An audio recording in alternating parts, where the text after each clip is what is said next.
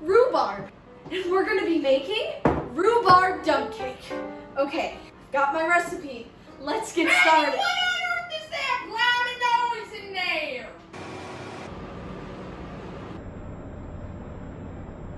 Sue, it's the convection oven. I thought I was supposed to only use the convection oven for roasting my vegetables.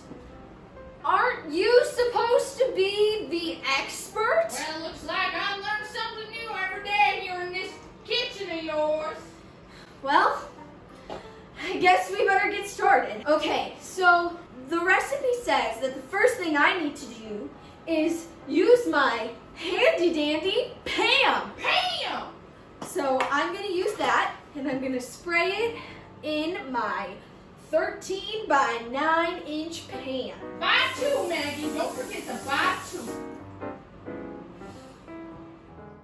Alrighty, y'all. Here she goes. She realized her terrible mistake that she forgot to wash those dang dirty hands.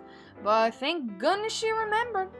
I also just want to give a heads up, this is a shorter episode, so it's going to roll on super speedy today. Hope you can keep up and enjoy this delicious recipe. After it's sprayed, we're gonna layer each of our ingredients in it. Alrighty, y'all, that first ingredient is going to be your rhubarb. You're going to scoop that into that container and smooth it out in the bottom. Alright, our next ingredient is 1 small box of red jello.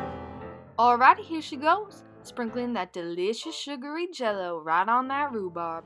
The next layer we're gonna add is sugar.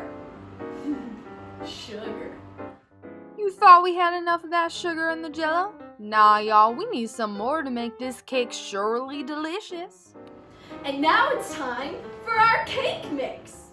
Alright, I'm sure by now you're catching the drift. We're just sprinkling and adding right into the pan.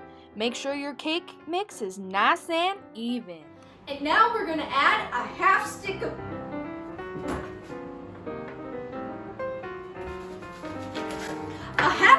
butter. Alrighty, y'all, this is probably the most work you're gonna have to do for this recipe. You're gonna slice up that half stick of butter, just like how Maggie's showing you. And after you get those nice thick slices, you're gonna cut them in half, and then in half again, so you have beautiful cubes. Then sprinkle that all on top of your lovely cake-covered mixture.